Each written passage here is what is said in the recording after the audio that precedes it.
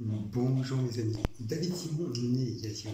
Comment allez-vous en ce beau jour, mardi 4 août 2020? Good morning, welcome August, hello Tuesday for August 2020. Vous êtes bien, vous êtes en bonne santé, vous êtes vous avez pris toutes les précautions sécurité sanitaire, vous êtes en vacances, et bien écoutez, vous êtes en bonne santé, soyez le bienvenu, je suis très très heureux de vous recevoir au 21 rue Hippolyte Le Cornu, appartement 60, 21 Street Hippolyte Le Cornu, appartement 60, je pénalisais, voilà. Dans tous les cas, nous allons aborder et je vais plutôt répondre aux questions que vous m'avez posées. Je les répondrai avec une sincérité, une bienveillance qui me caractérise, qui me singularise dans tous les cas. Elles m'ont touché, elles m'ont ému. Donc je mettrai une segmentarisation, je dirais un titre, une référence, Breathe New Life in Your Communication. In the souffle communication. Voilà, mettre un souffle à nouveau communication, dans tous les cas. Donc, le secteur, j'ai mon compte LinkedIn est consulté, mon compte LinkedIn est consulté par le secteur de l'assurance, Axe Assurance, et le secteur bancaire, Desjardins, et le secteur immobilier Capifrance. Pourquoi? Alors, secteur immobilier Capifrance, secteur financier de l'immobilier. Alors, pourquoi et pour quelles raisons j'étais attaché commercial chez AXA Assurance, dans tous les cas. Une des forces vives de chez Groupe Prévoir, voilà. Et puis, une des forces vives attachées commerciales dans le secteur de l'assurance financière MENA Conseil, Groupe Covea, en 2001, dans tous les cas, et le secteur de l'immobilier, négociateur dans le secteur immobilier, conseiller commercial chez Foncière Le Lièvre, le secteur du recrutement, Executive Africa LinkedIn. Pourquoi et pour quelles raisons? Alors j'ai, comme je vous avais dit, une force vive d'attaché commercial dans le secteur de l'assurance, Groupe Prévoir, AXA Assurance, et MEMA, Groupe Prévoir, et puis attaché commercial, distributeur boissons chaudes, boissons froides, groupe Selecta, attaché commercial aussi chez Laboratoire Elucept pour vendre de l'hygiène auprès des cliniques, hôpitaux, auprès des dentistes, attaché commercial et la transformation digitale et la transition digitale et la transition numérique, entre autres Ionesca qui est devenu News Numéricable et SFR, les chaînes télétiques, voilà. Et puis entre autres aussi, je dirais, je trouve aussi attaché commercial dans le secteur du transport déménagement, entre chez les ménageurs bretons, le groupe AGS, déménagement international, attaché commercial, et attaché commercial chez Tremblay Déménagement. Et mes premières expériences, mes premières vendeurs sédentaires chez Boulanger, voilà, contrat de qualification chez AFIBF devenu Ecofac, voilà, chez Léger et intérim chez le groupe Leclerc Le Mans, groupe Expansion 5, voilà, et des formations, comme je vous avais dit au préalable, assistant administratif, voilà, assistant administratif chez Greta, et puis entre autres à FIBF, vendeur sénateur chez Boulanger, et conseiller commercial et force de vente, comme on dit, force de vente hier soir, quand je vous ai entendu, au balcon, force de vente, donc voilà, chez Via Formation. Pourcentage, 11% d'analystes, 9% d'enseignement primaire, secondaire, 9% d'avocats, 9% de journalistes, consultants journalistiques et 4% d'administrateurs délégués. Une phrase de coaching pour bien débuter la semaine, ce ne sera pas un Monday Motivation, mais une Tuesday Motivation. Restez positif dans une situation plutôt négative. Ce n'est pas de la démagogie, ce n'est pas de la naïveté, mais plutôt un début un leadership. Voilà. Alors comment cela se caractérise, comment se singularise?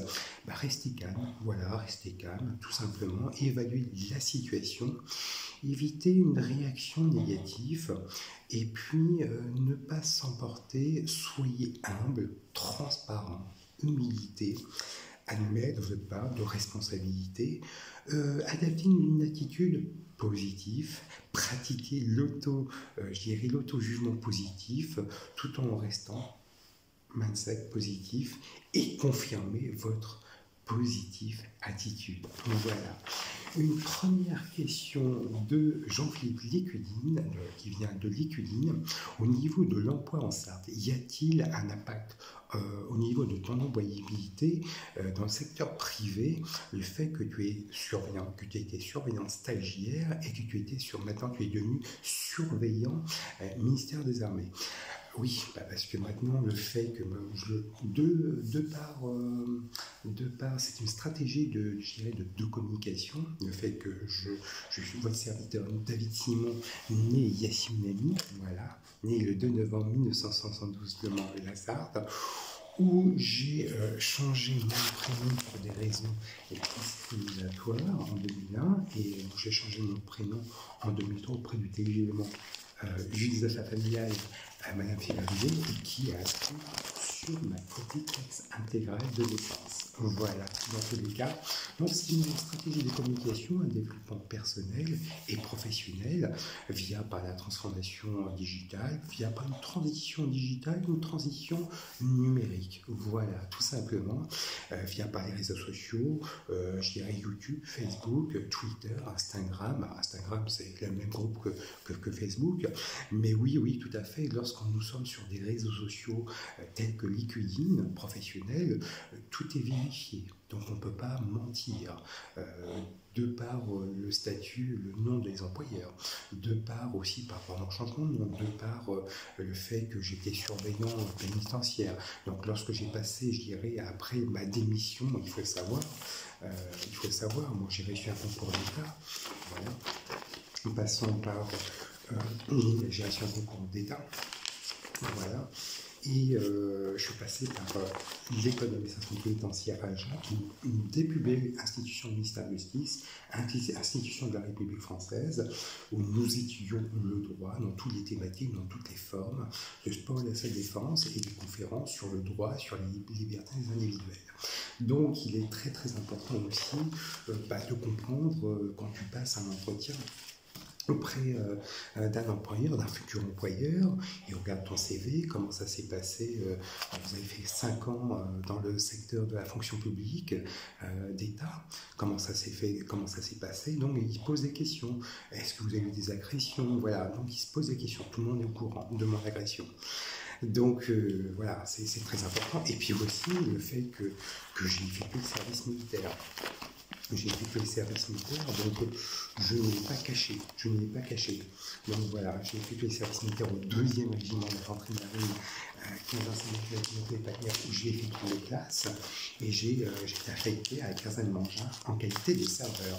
Donc c'était accès à la défense nationale, où j'ai effectué mes classes au 2e régiment d'infanterie marine, 15 ans Saint-Martin-des-Paillères, et accès à la formation professionnelle, où j'ai pris un métier de serveur, où j'ai appris à dresser une table, à parler, à communiquer, à travailler avec toutes les personnes de différents horizons, de toutes origines confondues, parité, mixité, hommes et femmes, et puis vraiment de parler, de mettre un plat en fonction d'un vin, d'un mets. Donc il est très important, la langue de Molière, de parler, de communiquer. Donc, et puis bon voilà, je ne te cacherai pas, c'est pas évident, il y a même des formations de communicants. J'ai fait des formations de communication, de vente, de stage de vente, donc après mon service militaire, donc c'est grâce à ça, donc grâce aussi à mon service militaire. Donc il est très important aujourd'hui, il y a un impact aussi, oui, je ne pourrais pas travailler sur le monde. Comme j'ai mes états de service ici, j'appartiens au de la DGSE, en qualité de surveillant DGSE. Donc voilà, oui, je ne peux pas travailler en privé. Voilà, pour être franc, pour être direct. Voilà. Donc voilà, Jean-Philippe, oui, il y a un impact. J'ai tout fait pour travailler dans le privé, toutes les portes sont fermées. Toutes les portes sont fermées sur le monde dans la Sarthe. L'histoire se répète, l'histoire est naturelle lorsqu'on est, on est tous des hommes, des animaux. Lorsque les animaux, par exemple, ont faim, ils vont chercher la nourriture ailleurs. Ben, moi, c'est pareil. Voilà. S'il n'y a rien dans le réfrigérateur, il faut travailler, il faut bosser. Et ben, je vais changer de région, voilà, tout simplement. Voilà, c'est pas plus compliqué que ça, Jean-Philippe. Oui, il y a un impact, le fait que j'ai effectué l'armée, je suis né au Mans, j'ai fait mon service militaire. J'ai eu cette chance-là, le fait que j'ai effectué mon service militaire, cet avantage, l'honneur, le privilège, et je dirais l'honneur et le privilège de rencontrer la famille royale marocaine, la famille britannique, la famille royale espagnole à Anse-Herpel, lorsque j'étais habité à Anse-Herpel, appartement 31, maintenant Val-de-Loire Habitat, lorsque j'étais marié à mon ex-épouse Anse-Vérité avec Simon. Donc oui, tout à fait. C'est un impact. Donc je dois partir. Voilà. Oui, Jean-Philippe. Mais lorsque nous sommes dans les réseaux sociaux, tout est vérifié, il n'y a aucun mensonge. Vraiment, tout est bien vérifié. Réellement, il n'y a aucune opacité. Au contraire, une exigence de transparence, de moralisation. Voilà. Deuxième question de Hanan sur Messenger, Facebook. As-tu reçu des menaces concernant tes révélations, concernant de ton divorce, ta fausse déclaration mensonger, mais aussi de ton agression? Oui, il n'y a pas plus tard. Depuis avant la crise sanitaire Covid-19, les gens ne me croyaient pas, donc ils regardaient mon compte Facebook, mon compte LinkedIn. Après, c'était avant le monde, l'ancien monde. Maintenant, le nouveau monde, les gens se posent des questions. On se dit, bah oui, là, il y a une réflexion. Mais je dirais, j'ai eu des agressions de part de mes membres de ma famille, parce que j'avais changé la serrure, voilà, j'avais des griffures ici. Je n'ai pas porté plainte. Regardez, j'ai bien mis des griffures. Voilà, je n'ai pas porté plainte. Voilà, j'ai été griffure ici à deux membres de ma famille. Voilà, des cicatrices. J'avais prévu ma tante Atika sur Messenger. La photo, j'ai fait une photo. Je ne pourrais pas, vous me comprenez bien, vous comprenez aisément, je ne peux pas je vais peut-être heurter la sensibilité. Donc je l'ai mis sur Messenger, mais pas sur Facebook, mais c'est la même chose. Donc voilà. Donc, et puis des insultes à caractère discriminatoire où j'habite actuellement. Mensonge, non. Et puis c'est pas à titre indicatif. Que ce soit sur la fausse déclaration mensonger concernant l'agression lorsque j'étais surveillant pénitentiaire stagiaire émalement des Croisettes, il faut dire les choses telles qu'elles sont. Nous vivons dans un paradigme des années 80, nous sommes en 2020. Je peux vous assurer, par la transformation digitale et la transition digitale et la transition numérique, tout ça, c'est pas je dirais, il y a 3-4 décennies, on ne le savait pas. Maintenant, tout est dit. Il y a une exigence de transparence et une moralisation. Il y a un certain paradigme des années 80 qui subsiste encore, qui est bien ancré dans la région Pays de la Loire, dans le département de la Sarthe et puis dans la ville du Mans, où lorsque nous pratiquons du name and shaming, et oui, c'est pas évident. Donc, à l'heure actuelle, j'ai même des écoles de commerce, IFOP, compte Facebook, je dirais, sur les réseaux sociaux, l'école de réseaux sociaux digital, où nous apprenons à l'heure actuelle à communiquer, à transformer, je dirais, la transformation digitale, numérique. Oui, tout à fait, ça commence à réveiller les esprits, mais de par la fausse déclaration que je vous avais voilà, Madame Destréné Péchard qui avait dit, conseiller jury, que je n'avais pas rencontré la famille royale marocaine à une certaine époque et que lien de subordination leur égard, collaboration de communauté d'intérêt, aucun, mais si.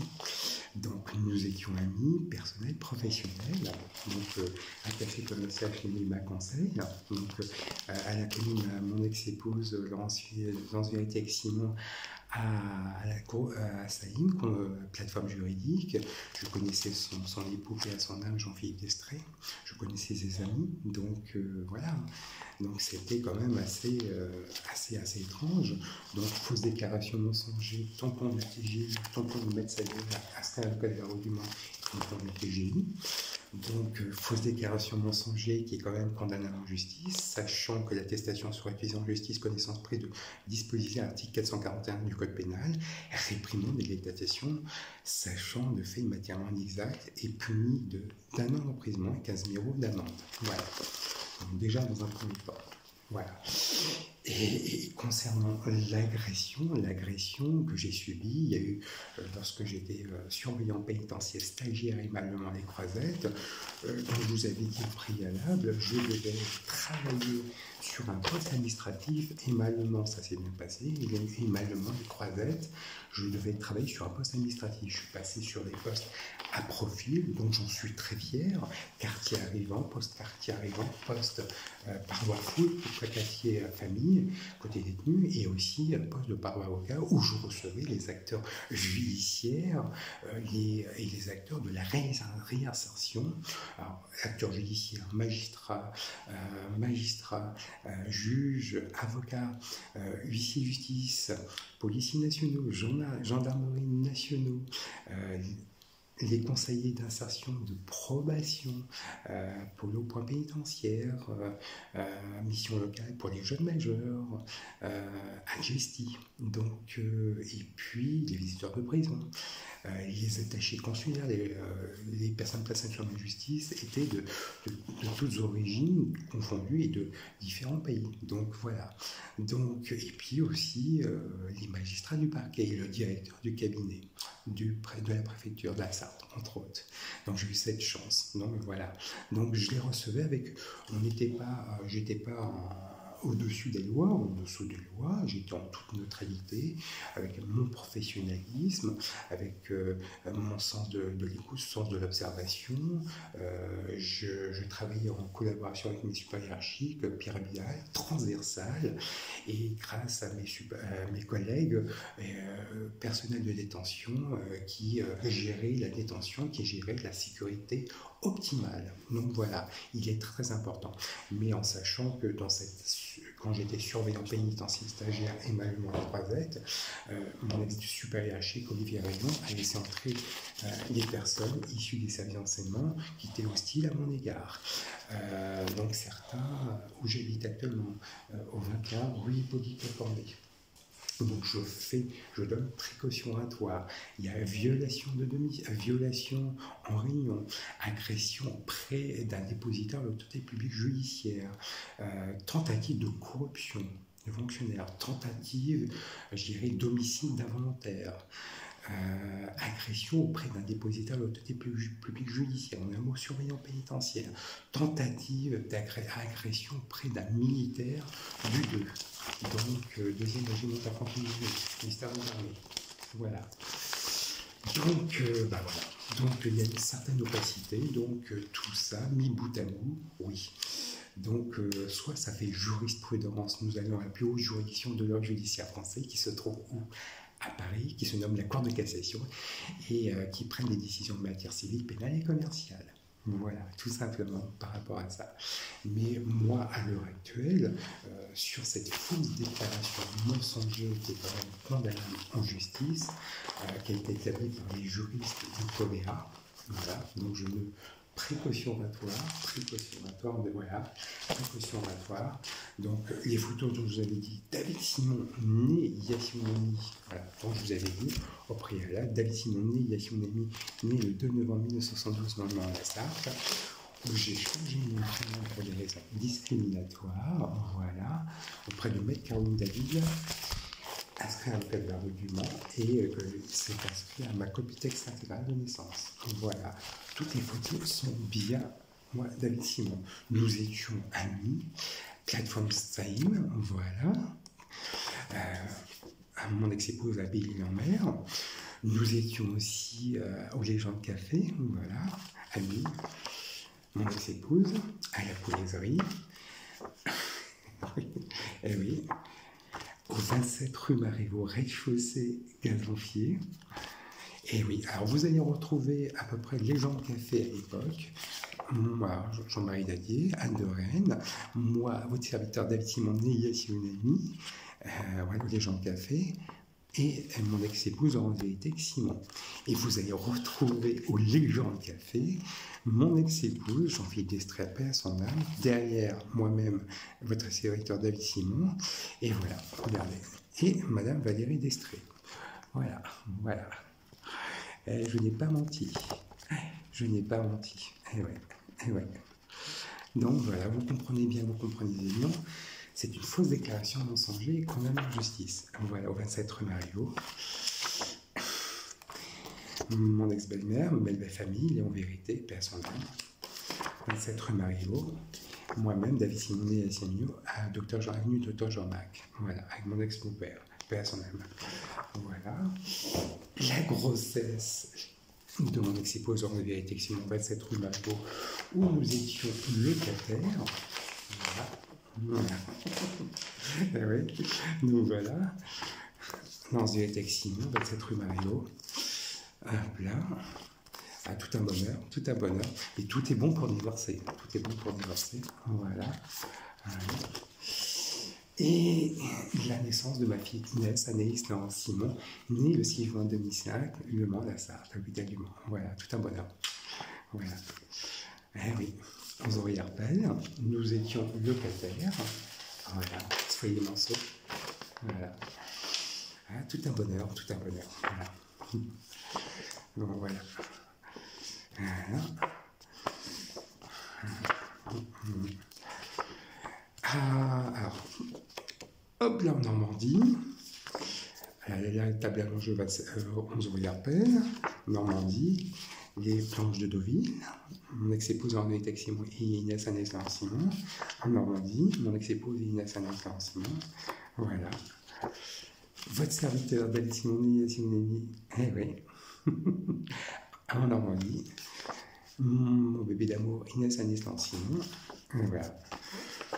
11 rue d'Arpel. Eh oui. Et votre serviteur, né Yassine Nani, avec ma petite-fille, Inès Anaïs Laurence Simon. Eh oui, j'avais, suite à un accident, j'avais maigri plus de 20 kilos. Et vous reconnaissez l'illustre où il y a beaucoup de chefs d'État, beaucoup de chefs d'État sont connus dessus. Voilà. Voilà. Hop là. Et puis, ma fille Inès. Et le Saint Graal du Saint Graal, le cerise sur le gâteau. Voilà, les photos du mariage. On va me traiter de fou, mais de taré, mais c'est une exigence de transparence et de moralisation. Madame Valérie Destré, en donnant les alliances du mariage, qui est témoin du mariage, 4 octobre 2003, Le Mans, à l'hôtel de ville, Le Mans, la Sarthe. Au péage des Mets de Feu, votre serviteur né, David Simon et mon ex-épouse en avec Simon, 4 octobre 2003. Eh oui, eh oui, tout un bonheur. Voilà. Voilà. Mon petit frère Mourad Ounami derrière le témoin de mon mariage, en signant le banc du mariage. Et voilà, mon ex-belle-sœur, Stéphanie Vérité-Bossel, et moi-même, votre serviteur David Simon, en signant le banc du mariage le jour de 4 octobre 2003. Et Madame Valérie Destré, témoin du mariage, en signant les bancs du mariage. Nous étions conviés le samedi 4 octobre 2003, et l'après-midi, à passer un agréable moment. Et voilà, à rue Prémartine, entre amis. Et vous convenez que nous étions copains, amis personnels. Je regrette Jean-Philippe Destré, paix à son âme, à rue Prémartine, Madame Valérie Destré et le témoin du mariage. Emmanuel Diaz et votre serviteur David Simon et Yassine Nani, conversant avec mon ex-beau-frère, Stéphane Bossel, le côté Jean-Philippe Destré, paix à son âme, Anne de Rennes, Samuel Roland et le témoin du mariage. Voilà. Donc tout est... c'est une fausse déclaration mensonger. Donc je vais reprendre mes droits parentaux, que ce soit à la cour de cassation. Voilà, ça c'est très important. Il faut savoir que Inès Anaïs forcément à 15 ans, voilà, je l'embrasse. Elle est en vacances d'été. Je ne pourrais pas, je ne peux pas partir en vacances avec elle parce que c'est une décision de cour d'appel Angers, le conseil de carte de divorce de ma maître Sandra Jevaux. On va s'expliquer à la cour de cassation quel est le conseil de carte de divorce, quel est le conseil de carte de faire des enfants, quel est le conseil de carte de vie en communauté, quel est le conseil de carte de travailler, quel est le conseil de carte de divorce. Il faut qu'elle nous explique, les avocats de la retenue. Voilà, tout simplement. Voilà. Maître Sandra Joulot, voilà, Maître Salière, Maître Magamino. Et oui, donc je comprends bien et vous comprenez bien, vous comprenez aisément, suite aussi à cette agression voilà, que j'ai subie lorsque j'étais surveillant pénitentiaire, stagiaire émalement des 3Z, élément légal, élément matériel, les faits ont daté de 10 ans. Mais l'affaire est prise au sérieux. La direction interrégionale des services pénitentiaires de Rennes sont au courant. Donc voilà, donc je ne vous cache pas, voilà. Et la direction interrégionale des services pénitentiaires de Paris, parce que j'ai réussi un concours d'État, ministère de la Justice, ministère des Armées, dont j'en fais partie. Donc voilà, donc tout a été ministère intérieur. Donc des questions qui vont se poser, au-delà de mon côté personnel et professionnel, il y a quand même, est-ce qu'il y a quand même violation en réunion, tentative d'homicide involontaire, agression auprès d'un des militaires du 2e régiment d'infanterie marine, ministère des Armées, agression auprès d'un dépositaire de toute république judiciaire, en un mot surveillant pénitentiaire, donc agression déféquée, urinée, voilà. Je ne cacherai pas, où je représentais la loi et le droit. Voilà, c'est très très important de le préciser. Ce qui m'est arrivé en 2010 se traduit par polytraumatisé en 2011. Voilà, donc je ne cacherai pas, tout est pris en compte via par ministère intérieur, ministère des Armées et ministère de la Justice par rapport à ça. Donc il y a une exigence de transparence, moralisation, mais au-delà de mon côté personnel et professionnel, est-ce qu'un élève surveillant pénitentiaire stagiaire et titulaire peuvent exercer des missions régaliennes en toute sécurité? Ça, c'est très important de le préciser. Mais aussi, au-delà de cette... est-ce qu'on peut exercer, lorsqu'on est surveillant pénitentiaire, il faut savoir que j'étais agressé par... j'étais déféqué, uriné, malaise cardiaque. Donc voilà, donc au-delà, il ne faut pas voir que local, national et international. Le ministère intérieur marocain, je crois. Je suis d'origine marocaine. Donc voilà, il faut le savoir. Même les chefs des états-majors de différents pays que j'ai rencontrés, que j'ai eu cette chance et l'honneur de rencontrer il y a 10 ans. Donc voilà, il faut le comprendre. Alors, déféqué uriné, nous savons très bien que j'allais souvent à la piscine. Voilà, tout simplement, et que j'allais souvent à Paris. Donc, je prenais les TGV en fréquence. Je ne vous cache pas, et je ne sais pas où je l'ai mis.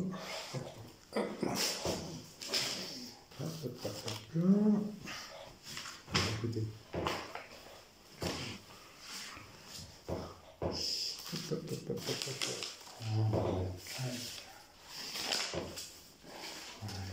En fréquence, voilà. Et oui, voilà, en fréquence. Voilà, Le Mans Paris, Paris Le Mans.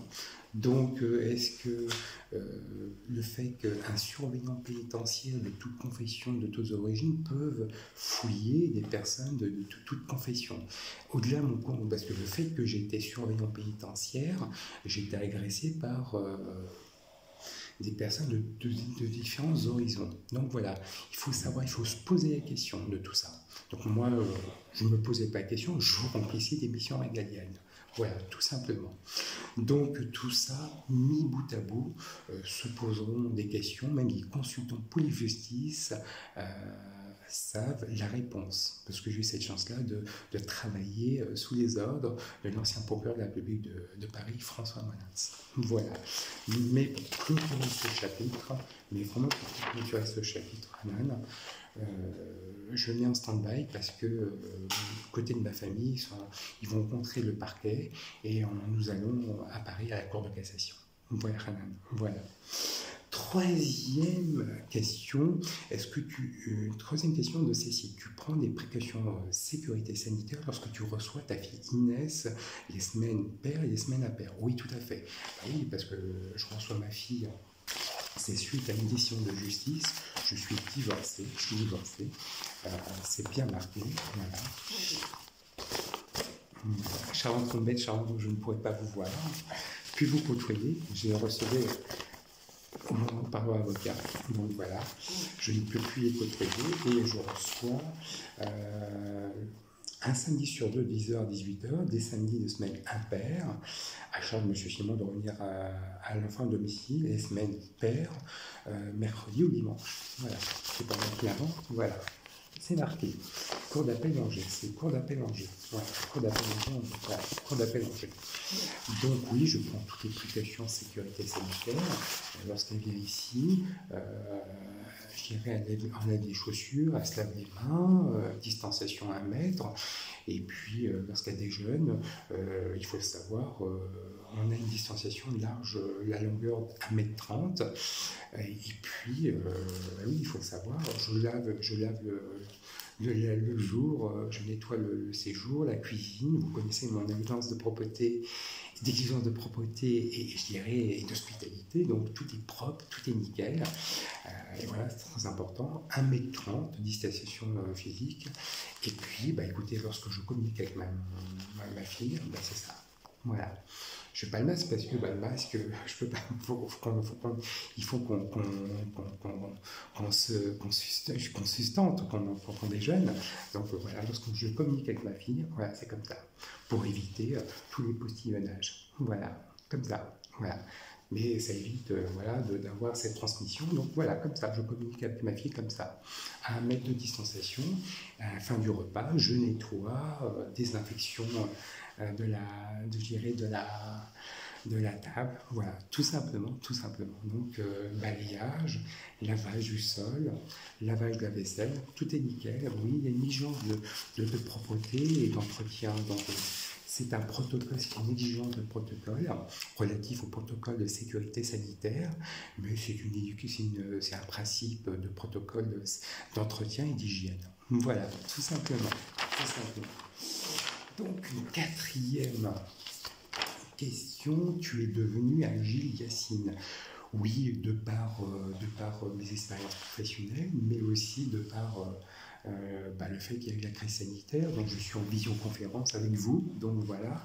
Et agilité. Ça veut dire quoi, agilité? C'est de répondre favorablement à une convocation, à une prestation et de présenter des projets favorablement, faire du business. Voilà, tout simplement. Voilà, mais avec une visioconférence, c'est de la vente, c'est de la communication. Voilà, Cécile. Donc, page 135.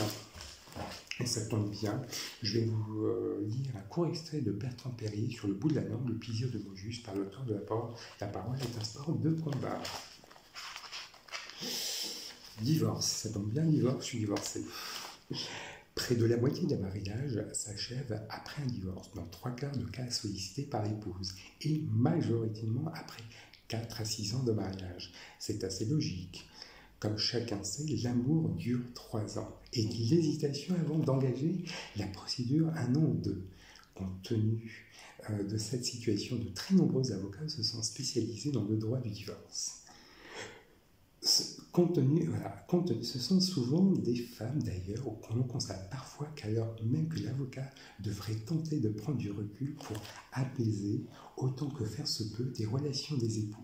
Beaucoup mettent au contraire de l'huile sur le feu au point que nous l'appelons le couloir du diable. C'est le juge des affaires familiales. Celui qui, pourquoi et pour quelle raison, ex-salarié de l'État sous le code d'administration pénitentiaire, ministère de la Justice, fonctionnaire de justice, dépositaire de l'autorité publique judiciaire, en un mot, surveillant pénitentiaire.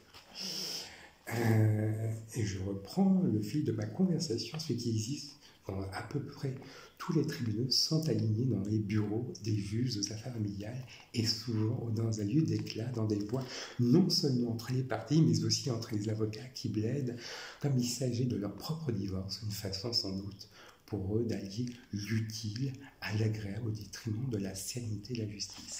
C'était Bertrand Perrier sur le bout de la langue, le plaisir de mots justes, par l'auteur et la parole est un sport de combat.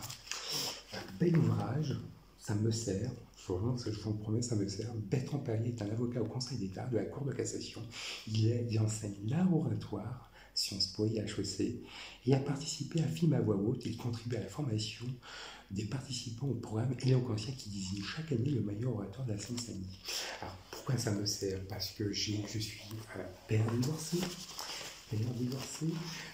dont je vous avais dit cette fausse déclaration mensongère, établie par des avocats de barreau du monde. Je peux vous assurer, quand je suis allé à la conciliation de justice,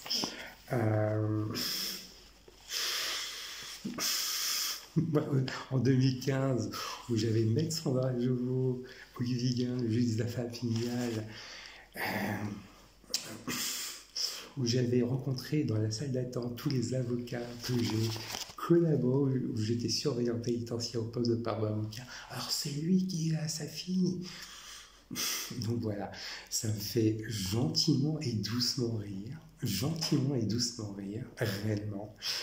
Je peux vous assurer que ça me fait gentiment et doucement rire.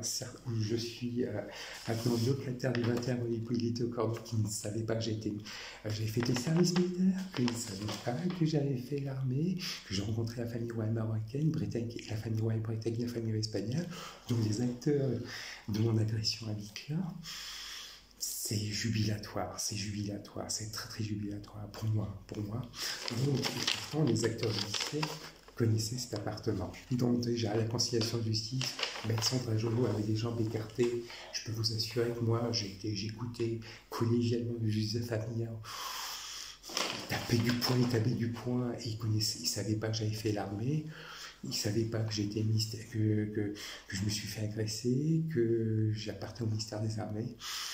Donc, jubilation pour ma part, jubilation au bout de 10 ans.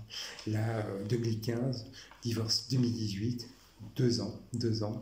Vous comprenez aisément que pourquoi je n'ai pas fait un consentement mutuel. Il faut que ce soit réglo, c'est réglo. Je peux vous assurer que quand je suis militaire des armées, l'exigence de transparence et de moralisation, ça me fait rire. Il y a 3000 km, j'ai la famille au Maroc. J'ai eu la chance de rencontrer la famille royale marocaine, le chef des états-majors royaux marocains des armées. Quand ils vont regarder le dossier, ils vont dire oui. Voilà, pour moi c'est jubilatoire. Voilà. Heureusement que j'ai fait appel à la cour d'appel d'Angers, qui est inscrit sur ma copie qui s'appelle la licence. Voilà. Donc j'invente pas. Donc je suis content, je suis très très heureux. Et ça donne de l'expérience et ça donne de la résilience. Voilà, de la résilience. Il faut apprendre ses erreurs, tant pour moi, mais aussi pour les acteurs judiciaires. Donc c'est très important. C'est pour ça que j'ai fait appel à la Cour d'appel d'Angers. Voilà. Et je vais à la Cour de cassation, la plus haute juridiction de l'ordre judiciaire français. Et je n'invente pas. Voilà. Vous avez la référence. Voilà. Donc voilà, c'est jubilatoire. Dans tous les cas, je vous remercie de cette bienveillance, de cette écoute, de cette sollicitude. J'ai qu'à vous souhaiter une belle journée, un bon mardi, une belle semaine, de belles vacances d'été. Prenez soin de vous, prenez soin de votre vie, restez vigilants. Dans tous les cas, respectez les gestes barrières, 1 mètre de distanciation. Voilà. Lavez les mains, gel hydraulique, et puis soit masque. Et voilà, c'est bon. Dans tous les cas, soyez optimistes, soyez écoute et pragmatique à toute opportunité. Je vous embrasse, à très bientôt, au revoir.